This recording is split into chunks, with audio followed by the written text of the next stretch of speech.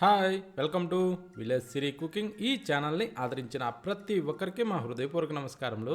ఇవాళ చాలా అంటే చాలా మంచి రెసిపీతో మీ ముందుకు వచ్చానండి.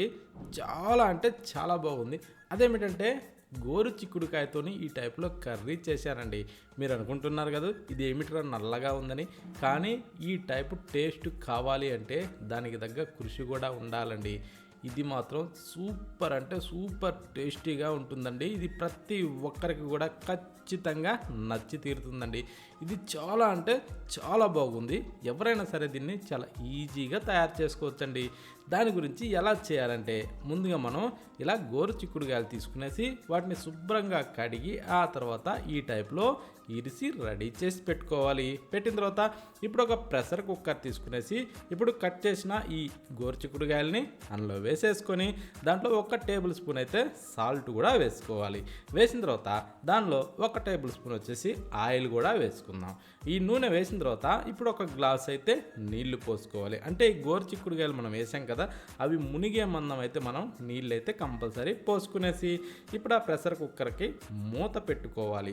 మూత పెట్టిన తర్వాత స్టవ్ ఆన్ చేసి స్టవ్ మీద ఈ ప్రెషర్ కుక్కర్ని పెట్టేసి దీనికి ఏంటంటే ఒక 2 విజిల్స్ అయితే రానిచ్చుకోవాలి. 2 విజిల్స్ వస్తే సరిపోతుంది. ఓకేనా. ఇప్పుడు స్టవ్ ఆఫ్ చేసేసి దాంట్లో ఉన్న ఎయిర్ మొత్తం తీసేసి ఇప్పుడు మూత ఓపెన్ చేసి ఎలా ఉడికిందో ఒక్కసారి చెక్ చేసుకుందామా.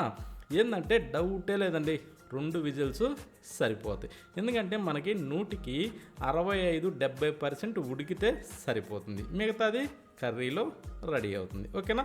చూడండి ఈ టైప్లో అలా అనగానే నలిగిపోవాలి. ఇప్పుడు దాన్ని పక్కన పెట్టి స్టవ్ మీద ఒక కడాయి అయితే పెట్టుకొని దాంట్లో కొద్దిగా ఆయిల్ వేసుకుందాం. అంటే ఒక 2 గంటలు ఆయిల్ వేసుకుంటే చాలండి.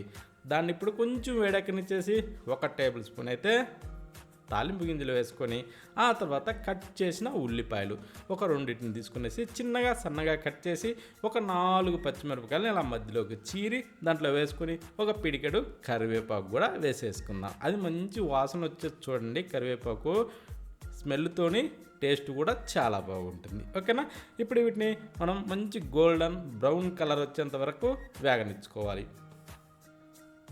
ఇప్పుడు దీంట్లోకి కట్ చేసిన టమోటాలు అవి ఒక 3 టమోటాల వరకు కట్ చేసి వేసుకొని 1 టేబుల్ స్పూన్ అయితే సాల్ట్ కూడా వేసి చిటికెడు పసుపు వేసుకుందాం. వేసిన తర్వాత ఇప్పుడు ఈ ఉప్పు పసుపు దీంట్లో వేసాం కదండి, ఇలా బాగా కలుపుతూ ఈ టమోటాలను మనం బాగా మెత్తబడినంత వరకు అయితే ఉడికించుకోవాలి. దానికి ఒక 2-3 నిమిషాలు సమయం పడుతుంది.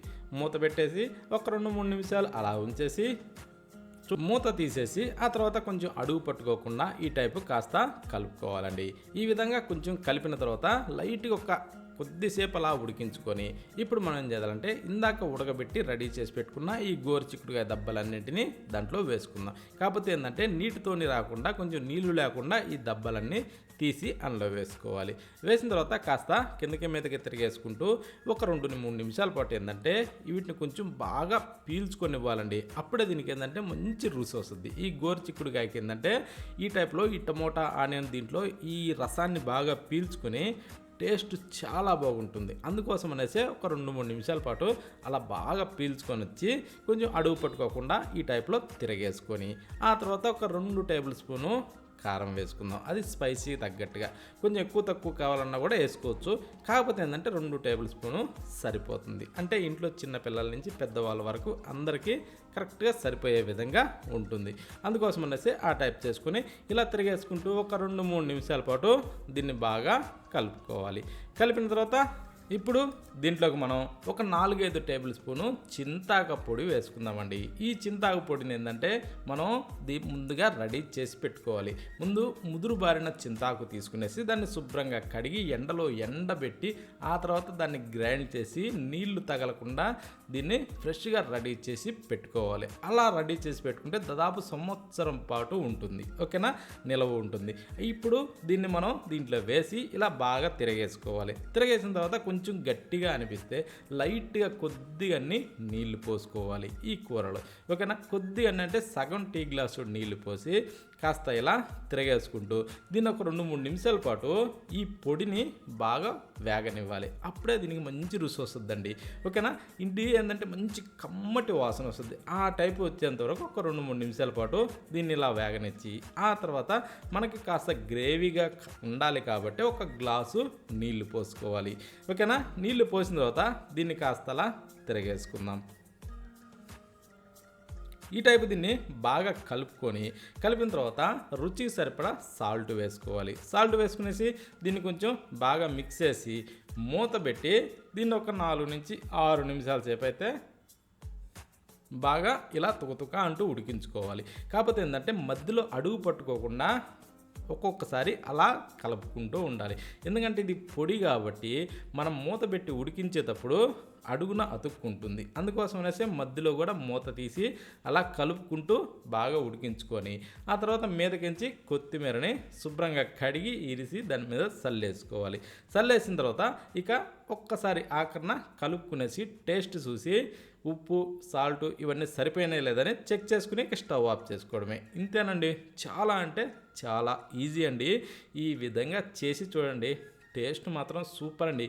కానీ మనం కూర చేసినప్పుడు అదే గోరుచిక్కుడుగా కూర చేస్తే ఒక్కరోజు కంటే ఎక్కువ స్టాక్ ఉండదు కదండి.